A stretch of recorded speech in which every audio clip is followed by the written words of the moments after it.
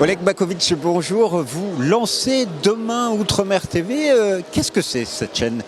Cette chaîne est une chaîne qui va arriver sur la zone Outre-mer, en commençant par la zone Caraïbes, je pense. C'est une chaîne en fait qui est la déclinaison de Demain France. Demain France qui est la chaîne de l'emploi et de la formation.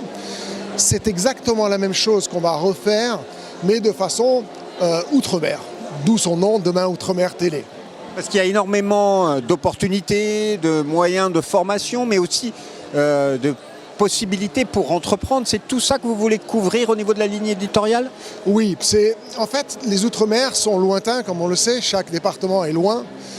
Il y a un véritable problème pour faire soit venir des gens de la métropole vers nos territoires, le retour au pays par exemple pour les étudiants, mais il y a surtout une jeunesse encore plus importante dans nos zones qui n'ont pas de formation ou qui n'ont pas suffisamment de background.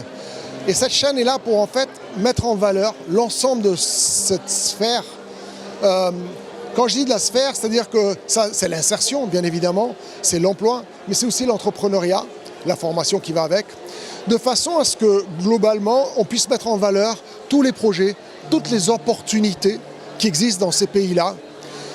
Et tout ça sur une chaîne qui ensuite renverra sur un environnement digital dans lequel on trouvera là, par le coup, quelque chose de beaucoup plus profond en contenu, qui sont les formations, les opportunités, les offres d'emploi, avec tout ce qui va avec.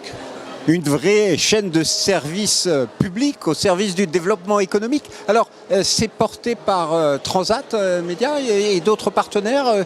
Comment va fonctionner économiquement la chaîne?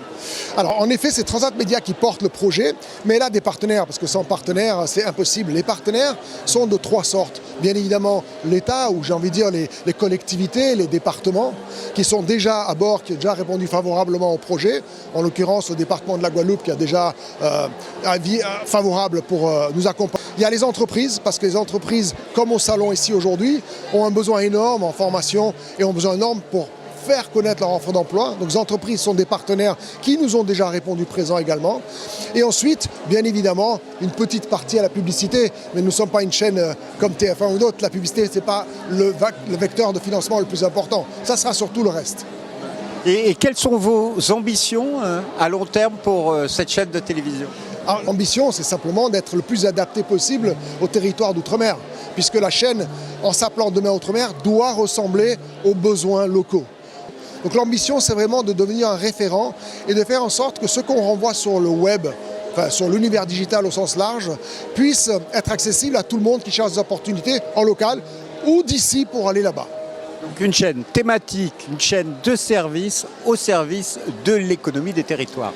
Totalement pour les territoires et totalement pour l'économie, avec des partenaires comme Canal+, qui nous ont déjà accordé un canal pour la diffuser sur l'ensemble de l'outre-mer, et bien évidemment d'autres acteurs comme Orange ou autres qui vont diffuser cette chaîne, puisque le vecteur le plus important pour la diffusion d'une chaîne dans ces territoires, c'est les opérateurs de télé, et ils nous ont déjà répondu favorablement.